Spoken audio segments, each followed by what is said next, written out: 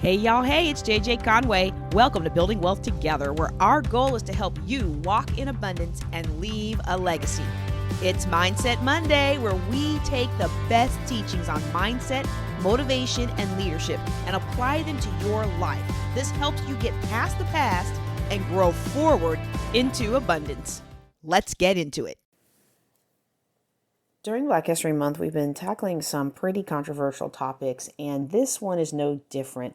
Many of you know that I've been trying to do more videos, so I'm trying to do these podcasts as lives or YouTubes. And this one, though, it got some really heavy response, and I guess I should explain that first. I posted it first. I wrote out what I would have said for the podcast, and then I posted it on my Facebook channel just to kind of see what response I'll get, because I'm trying to elevate my brand, and sometimes I'll post things and some of my friends will be like, that's really going to be perceived as judgmental or alienating. And if you know me personally, you know that I may come across as fairly critical. That's a gift, I guess. I can spot a lot of issues. But one of the things about people who are real critical, you can spot issues in everybody else's life, but sometimes you don't spot them in your own. So it can be a gift and a curse. But I don't ever be critical without love, right? Like, I'm not a mean, petty person. I'm not the kind of person that will stab you in the back or hold a grudge for 20 years. Like, that's just not my personality. I just don't have time and energy for all of that. I have other things to do, and I like to keep my energy free to do them, to do the things that I've been called to do. So I posted this, and instead of the response that I thought I was going to get, because it's really raw and it's really personal, I got a lot of responses, both publicly and mostly privately, from people who have experienced the same thing. And so my topic today is still about how to make sure panic attacks don't get you fired, right? So we're going to talk about panic attacks, and I'm going to give you some tips on panic attacks, but then I'm going to give you some details on what the incident was that I posted about. And so for those of you who don't follow me on Facebook, you should. It's facebook.com/drjjconway. That DR is coming soon, y'all. It's coming. Thanks for those of you who've been supporting me on the journey. I changed my Facebook handle because I knew that it was coming and I didn't want somebody to steal it. And plus, Facebook's making it more difficult to change some of your handles now. Like, you can't build in certain things anymore. So I really like you. I don't think you can put doctor anymore without being very delicate about it. So anyway, the post that I posted, I'm just going to talk you through it. What happened was, in my Facebook memories was this picture of a very frazzled mouse or hamster, whatever this rodent is. And the picture caption says, "Why, yes, I am a bit stressed. Why do you ask?" And my post, which was February 14th of 2019, was panic attack at work in front of coworkers. I don't know what's bothering me more, the fact behind what's causing the stress, or the disappointment that as a military professional and a pastor, I, quote unquote, should be able to handle the stress. And for the record, it's not last week's, you have 12 days to get to the Middle East for 10 months. It's more about the attitudes and reactions expressed by leadership and coworkers since that notification. And I put should in quotes because one of the things that I try to remind my clients is we have to stop shoulding all over ourselves. We have to stop beating ourselves to death with I should do this, I should do that. And instead we need to try to look at the root cause. And I know for me, when there's a lot of things piling up that I should do or that I've been letting pile up or that I'm starting to feel a little bit guilty on, for me, and this is going to be different for everybody else, but for me, sometimes it's feelings of inadequacy. Like, I don't feel like I'm good enough to do it, so then I don't do it. And then it's hilarious because, like, my whole doctoral program, I've done that. I've turned in so many projects late. Y'all know I am not a late deadline person. Like, I might turn it in with 30 seconds to spare. I might roll into the car line with 30 seconds to spare. I will pretty much always be the last car in the car line, but my goal is to get there before the car line is over. But I tell you, with this doctoral process, I've had so many late assignments simply because I sit at the computer and I don't feel like I can do them. Okay. And so a lot of times when things pile up and I'm not getting them done, that breeds anxiety in me. And if I uncover the reason and saying, I know I should do, instead of saying, I know I should do this, I know I should do that. When I sit there and peel back the onion and get some few minutes of self-reflection, it often comes to feelings of inadequacy. And then it also comes sometimes when I'm just really sad. Like, I've never noticed this about myself before, because before the car accident, and maybe this is an aberration of the car accident, but before the car accident, if I was sad, I just kept going. I kept going and did something that was going to keep me, it was going to long-term make me happy. But another thing that never happened before the car accident is I never had panic attacks. And on this day, 14 February 2019, I had a panic attack and ran out of my boss's office crying and freaking out because I didn't know what was going to happen. But one thing I knew is that the other times that I had had a panic attack, the other time, singular, that I had had a panic attack around other people in the military, it did not go over well. And that story is for another time, because that's all connected to the whole medical thing with the car accident and the migraines and the slip discs and all the other crazy stuff that happened back then. But in this particular case, let me set the stage for you. And because when I saw that come up my feed, it took me back. It took me back to the 20 years of being a military professional, trying not to cry at work, suffering so many indignities upon indignities.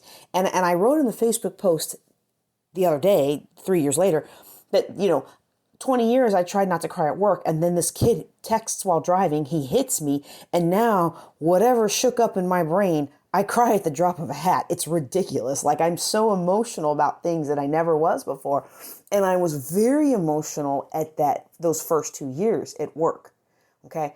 And, for those of you who didn't know me then, the week before that, Thursday, 7 February 2019, I was given 12 days to get to Kuwait. I got notified that I either had to go get on that plane or submit retirement paperwork to be out of the Air Force in 9 to 10 days or so. And since my family and I were, my husband was in another state and I had all these medical issues, I knew there was no way I was going to be able to effect a retirement that quick. Okay. Plus, there was a lot going on and I just really wanted to prove myself. And I know that sounds so lame and so selfish, but I just wanted to prove that I could get healthy. People kept treating me like I was never going to get better, and I just wanted to get better.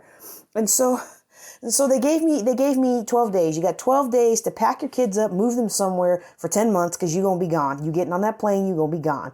And I spent the next 2 days coordinating childcare, trying to figure out how to get my boys enrolled in daycare and in school where my husband lived, and updating all the documents, making sure the insurance is straight. And I mean, I'm a financial planner. Most of that stuff was done. But, you gotta, sometimes you gotta make some tweaks. I mean, there's a very real chance that I'm not coming back home, right? And that lights a fire under your behind, right?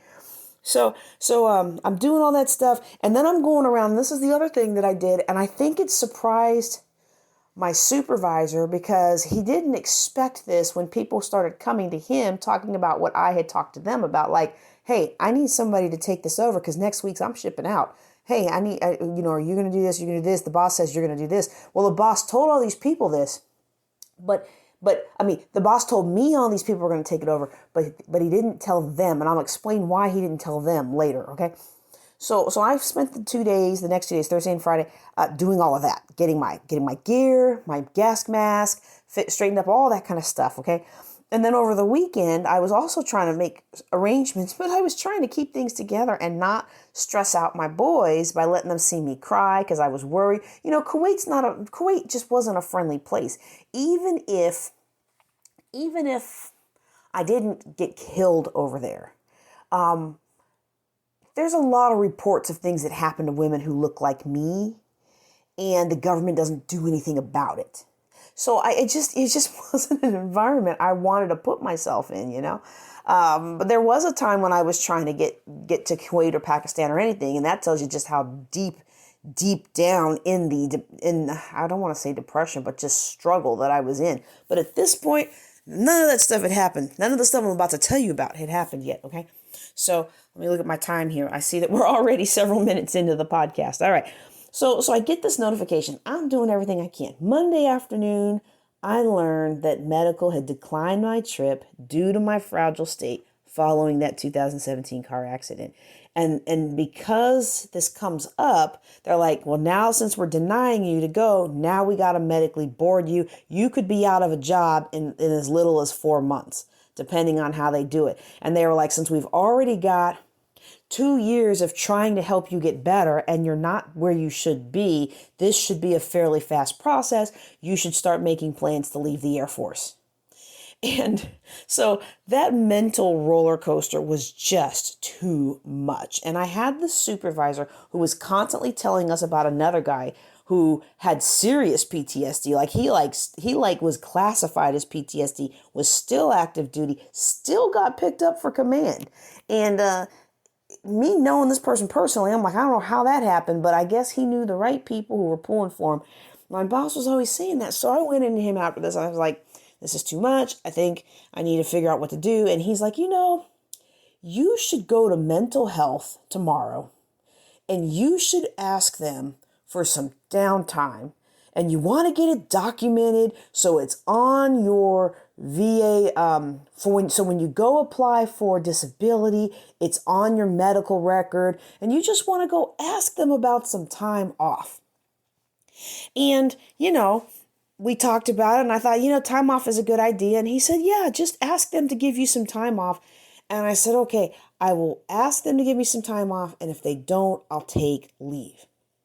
Well, I didn't know at the time that mental health doesn't do any such thing. If you're listening to me like, wow, that's a great idea, the Air Force is going to tell you, and I'm sure the Army, Navy, and Coast Guard as well, will tell you, they give you mental health time. It's called 2.5 days of vacation every month. All right. And so, but I didn't know that. My boss was a career personnelist and his wife was medical. So I figured he knew what he was talking about. Now he knew what he was talking about. All right. But I didn't know what he was trying to do. So the counselor that I met with, it was, it's still an experience that I'm not as comfortable with meeting with counselors, but the counselor I met with, she agreed that I needed a couple days off for soul searching. And I went home thinking she was going to send the paperwork to our orderly room. Now, y'all know paperwork takes a couple days to catch up. There's so many times I've been sent home for 3 days convalescent, like after losing a baby or after the car accident, I got 3 days off. And each time I was back to work before that paperwork ever made it to the orderly room. You know what I mean? So I wasn't worried about it. I texted my boss I wasn't going to be in. I did my research on retiring in Texas versus Louisiana versus any other state I was trying to convince my husband to move to. East Coast, hint, hint. And I went home, and I did my research. And then I decided, okay, it's going to be beneficial to me to be a Texas resident for at least 6 months before retiring. Well, if it takes them 4 months to make a decision, I've got at least 2 months worth of terminal leave that I can take. And hopefully I can stretch that out to 6 months and get some of these benefits for being a Texas resident who retires as a veteran in the state, right? And so I did an interview the next day. This is February 13th now. I did an interview that morning that I had already scheduled, and I really should have canceled it because my energy was just low. I mean, and the person who was interviewing me, you could tell she was not happy about interviewing me. Like, she was just like, get this over with. I really hate my life, right? Like, and I don't know what she was going through that day because I've seen her in the past be very bubbly and very excited, but that day was not a good day for her. Okay. And it wasn't a good day for me. So you put two people together, it's not a good day for, well, you don't necessarily have the best broadcast. All right. So I did that interview and then I hopped across the border and got my Texas driver's license and my Texas registration. But there were so many issues. I didn't have any tax forms filed there. I didn't have this. I didn't have that. And I kept going back and forth, going to the house, trying to get proof and trying to find this and texting my husband and just trying to figure out how to prove, that me and my husband have this house, right? And so And so, but I lived in Louisiana, so I'm going around. So the whole thing took me all day. All right. So I get done about 4:45, and about 5 o'clock or so, my boss texts me that he never received the paperwork. So I go back in the office the next morning, which is 14 Feb, the day I made the original post, 3 years past. And I went to take care of it. I filed for vacation time, which is what you do in the military. If something happens and you're not in for whatever reason, and you go in and you fill it out, and if your boss has already approved it, he usually will go in and approve the leave. And I had a text message where he knew I wasn't going to be in, and he said, "Okay, just make sure you get the paperwork taken care of, right?" And uh, so I go in to do that, and he denies it, and then imagine my shock to find out that all the funding for my ROTC program, which I'd been busting buns to get off the ground, was removed in an impromptu budget meeting held while I was out. Now remember, it was my supervisor's idea that I take this downtime. And he was now going to pursue disciplinary action for me being away from the office because the counselor thought I was going to take vacation time, not medical time. So yes, I had a panic attack at work and in front of my coworkers. The situation degrades from there. I'll tell you guys about that if we have time today after I give you some tips on how to handle a panic attack at work. But just to round out the story, I remember that day so clearly. I remember feeling so defeated, running out of my boss's office in tears, having this panic attack, and everybody's watching because it was an open bay, but the bosses had their own offices. No one came after me. No one came to see how I was doing. No one stood up for me. It felt like nobody cared. And I learned later that people did care. They just felt powerless. And I know some of the people who went to the lawyers on my behalf later on. But there's a group of people who went anonymously, and they told the lawyers that they were fearful that if anyone aided me, they even told them about this incident. And they were explained how they were fearful that if anyone aided me, they would be the next target. And so the ones that I know, I thank you. But the ones that I don't know, I really do thank you too. Okay, I appreciate you because I know that takes a lot of gumption, even in an anonymous capacity, to come forward on behalf of somebody who is the office scapegoat, right? And so I now know that everything happens for a reason, like I had a really good career. I've done some amazing things. And it's funny because when you have that kind of a career, sometimes you do all these amazing things and you can't really talk about it, and it's not on TV, and it's not anything that anybody's ever going to know. And of course, I remarried, so my name changed. So even if somebody knew the things I did, they wouldn't know it was Conway. They'd see Wiggins and not know it was Conway, right? So it's one of those things where I know internally all the amazing things I did. And it was cool to hear General Kowalski say all that at my retirement ceremony, because I think people who had only met me after the car accident kind of thought I was a flighty bird and couldn't possibly have had any kind of good Air Force career, right? But until this car accident, I've had several, but until this one, I had never seen this side of the Air Force. I'd never seen what happens when you're not on the track to promotion, to getting command or 06, full bird colonel for those of you who aren't in the military. I never saw how the Air Force treats people when it no longer has good use for them or expects them to become somebody. And I had, even though I'd had some personality conflicts with some previous supervisors, and that's what happens when you have a big mouth and you stand for righteousness, right? That happens. It's a side effect of the personality. And I've learned a little bit to tone some of that down, but I'm made the way I'm made, and I'm made that way for a reason, and I'm made that way to be able to affect change in organizations and in people. So instead of fighting that, I'm just learning how to, season my words with a little bit more grace, but still be effective, right? But I had never seen this side, and for me, there are times when I could look back and other people were struggling and fighting the same things I was struggling and fighting with, where they felt like their supervisor had set them up, or where they felt like this had happened or that had happened. And I could look back and I could see how judgmental I had been. Well, you know what? If you would just pass your PT test, if you would just show up to work on time, You know, I had a supervisor and his boss even would do it too, that they would start meetings early. Like your meeting's at 2 o'clock and they would start the meeting at 1:52 or 1:55. And then once I started getting the realization, oh, they're starting early on purpose and I start coming early, then he would starting at 1:45. Like, well, everybody else got the memo, but I didn't get the memo. So, I mean, think about that. Think about that for a second. If I'm a supervisor, I don't want my people walking in the meeting late. So if I know that the boss is going to start 15 minutes early, you better believe I'm going to tell all my people you need to be butts in seats 20 minutes early. You know what I mean? So anyway, I hadn't seen this side of the Air Force, and I didn't see how I only saw people who complained about the things that I experienced. Those people that I saw, they were people who legit weren't doing their jobs. But I now realize my eyes had come open. The eyes of my understanding had come open to see that a lot of these things that are happening, they're not just randomly happening. And I began to go through the records, and I didn't post it in the Facebook thing, but one of the last things I did before I retired was I filed a congressional report and I outlined it. I said, this happened to this person, this happened to this person, this happened to that person. I went down the list. I think it was 7 different women, and all but one of them were African American. And I said, all of these different things happened. And the response I got back is, wow, we'd never put all this together. And that explains why so many women are leaving this organization. All right.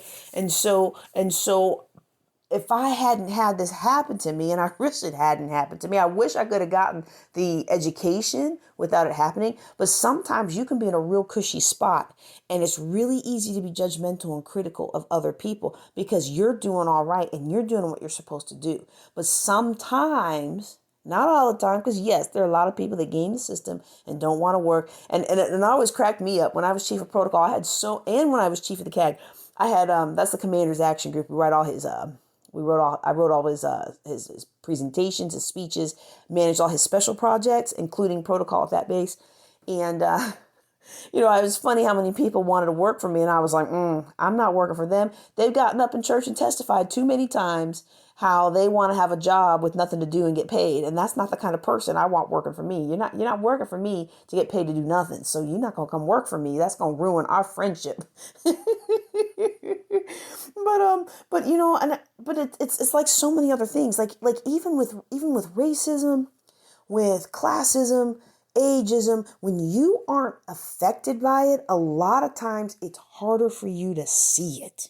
And I want to encourage you to open up your eyes of understanding, to allow the Lord to open up your eyes of understanding, to pray and ask the Lord to open up your eyes of understanding, that if there is an issue, that you will see it for what it is and not have to go through something like what I've gone through in order to see it. And there's a lot of times when we're going through something and we don't understand that there is a good end to it. The Lord works everything out for our good. Now, I don't subscribe to the belief that, it happened to me so I can help somebody else. No, I believe this happened to me because we live in a sinful and fallen world. And what the Lord did was he turned it around for my good and taught me a good lesson out of it.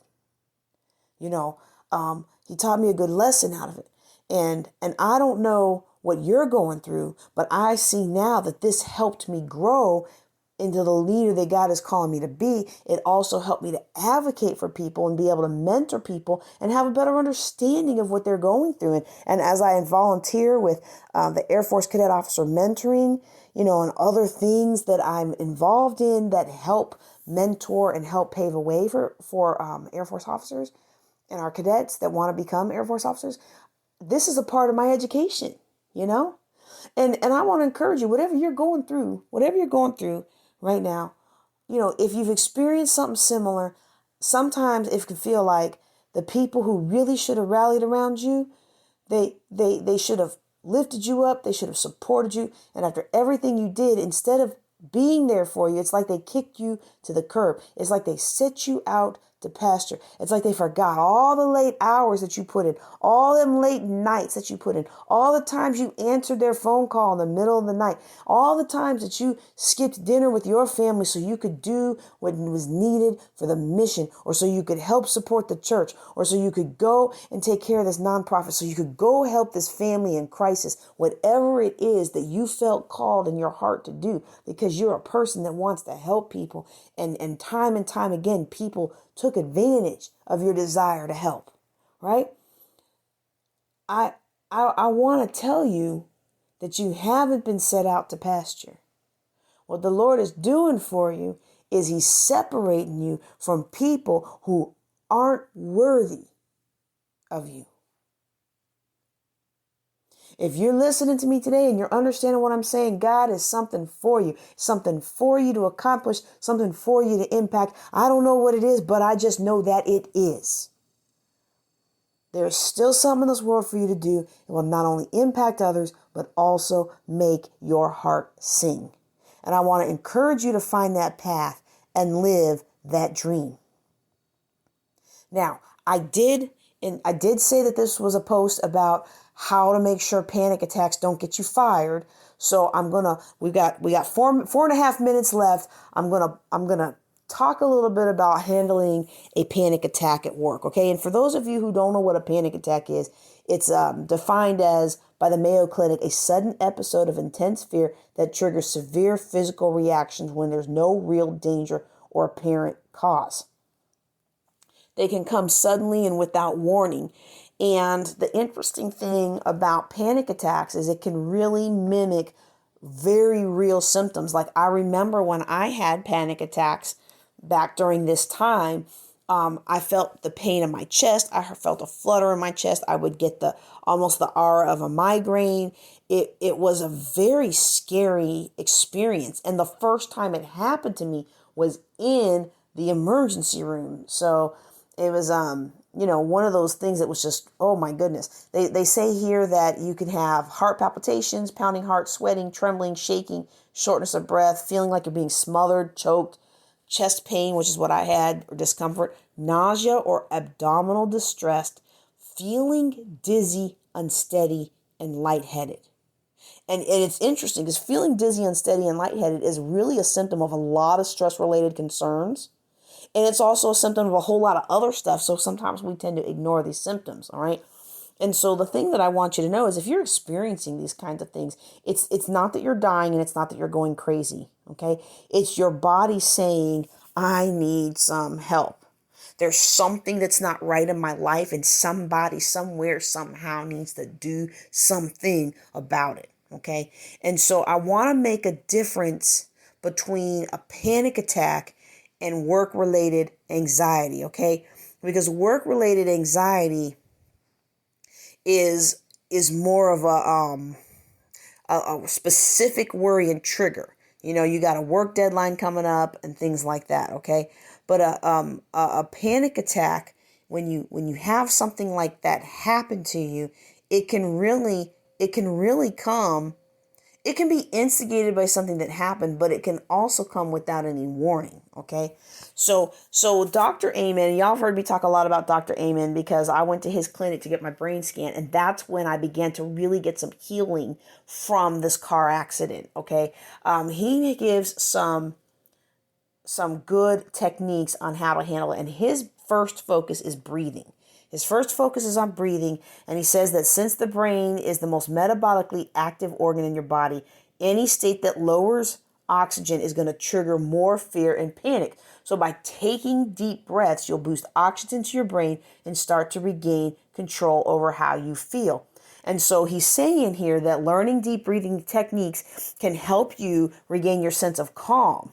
And when I hear that, I think back to what I learned through him about how the body is in this flight or fight syndrome. This body's in a flight or fight state. And when you're in that flight or fight state, all your blood, it rushes away from the centers that have higher level thinking and creative thinking and all of that. And it goes out to your extremities, like as if you were going to run from a bear. Okay. And so when we learn how to do that breathing, that calm, slow breathing from the diaphragm, it tells our body we're safe. You can relax now. You can begin the blood flow back to the creative centers of the brain that can help me figure out how to solve whatever it is that my body is picking up on that I'm not picking up on, okay? So the other thing, this is the other thing that's very interesting to me, is that Dr. Amen says, don't leave your workplace. He says you got to face the fear directly, or it will always have control over you and your anxiety and increase your anxiety. And so I can see that, it's kind of like the driving therapy. They told me with the driving exposure therapy, you couldn't just drive from point A to point B, because what your psyche does is tough it out.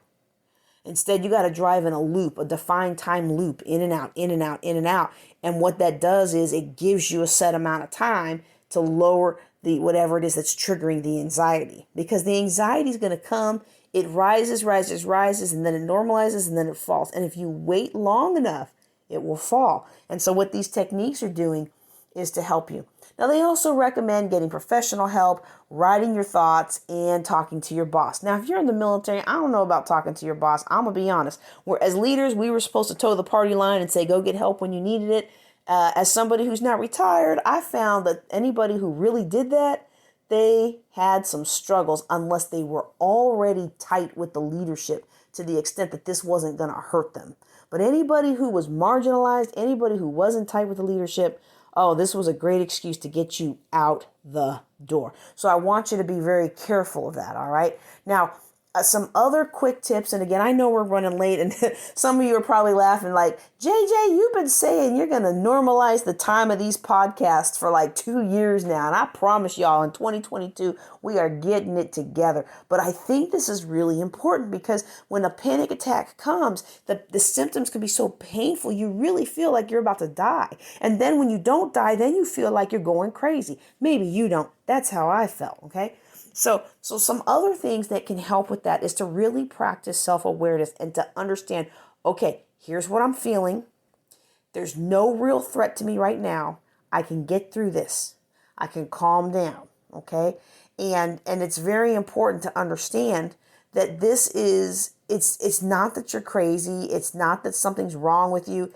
It really is your body's way of telling you something's up. It's like how sometimes we get angry and frustrated for no reason. Usually there's unresolved issues. Now, no doctor wrote that in these pages. Okay. None of these websites that I'm referring to, and I probably should have given them to you. I already clicked out of them as I said this, but none of these websites that I'm getting these tips from, well, I named Dr. Amen. None of them say, hey, this is your body's way of telling you something's up. That's just JJ Conway. And I'm not a medical professional, all right? I found for myself that when I started to resolve certain issues and when I started to physically take care of the symptoms that came from the car accident, and so by increasing the blood flow to my brain, walking to reduce the pain in my body, yoga style, Western style stretches to reduce the pain in my body. As I began to do all those things, and as I began to take more ownership of handling the issues that come up, the panic attacks, the migraines, all of that stuff started to decrease. Now, some of that is because they were induced by the accident, and as my brain began to heal, so too did they go away. But some of you may be facing these with more of a different cause, a more enduring chemical imbalance or anything like that. And while I believe wholeheartedly that the Holy Spirit can come in and heal you right now, if you're having trouble and you're having symptoms, get to a doctor, okay? Now, in the moment, there's always the ability to shift your focus to something else, like something pretty on your desk, something that's an object far away, something outside, One thing I started doing when COVID was striking, and we were I was part of the COVID task force at Barksdale. And whenever things were just so overwhelming to me, because I was a physicist working in bomber operations and we were splitting teams and I'm having to help direct, plan bomber missions. And that's way outside of my comfort zone, And so I found for me that, going out, okay, and I'm going for a walk, and I would walk around the building. And if I didn't feel better once, I'd walk around twice. And usually 1 or 2 walks around the building would be enough to reset and calm down and get right back into what I needed to do. Okay. And so You can do some things like that. You can also repeat a mantra or try some muscle relaxation techniques. They also talk about visualizing happy places. And well, visualizing a happy place never really worked for me. But I'll tell you one thing that also does really work for me is breathing exercises. You know, like in Lamaze. How many of y'all poo-pooed Lamaze when you first took it? I know I did. And then I got in that emergency room with my first son, and nothing was working, and I started doing the breathing, and I was like, oh wow, this really works, and I wish I had paid better attention, right? So learning some breathing techniques and things like that can really help. And a lot of times, this was not the case for me. I did not have them in enough of similar situations to be able to figure this out. But some people can learn triggers, learn what triggers the panic attack for you. And then you can work to minimize those triggers or understand, okay, I'm going to be in this enclosed environment. Okay, I'm going to deal with paying these bills. I'm going to be in this crowd. This is probably going to happen. And if it does, here's my action plan. All right. I know we went a little bit late, but I hope that was valuable to you. Next week, what we're going to do is we're going to do part 2 of this. So I kind of talked to you a little bit about the whole getting trouble for out processing when I'm told I only have a couple days, basically because my boss knew that I wasn't going to actually go, and I didn't know it, but he knew it. Like, he could have given me a heads up, right?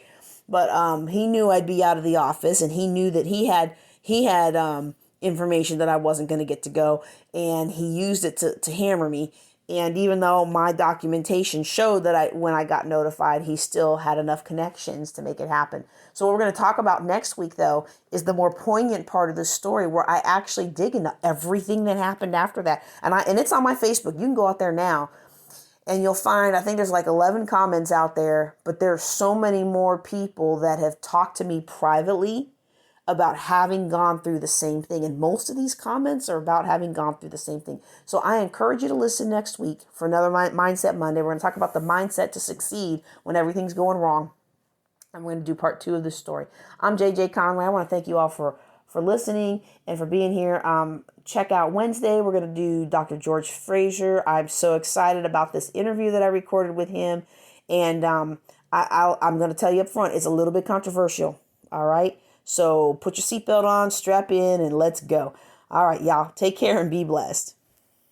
Love the podcast? Be sure to like, subscribe, and forward to 3 friends. You can ask a question or take a life-changing class at buildingwealthtogether.com. Now, go walk in abundance and leave a legacy.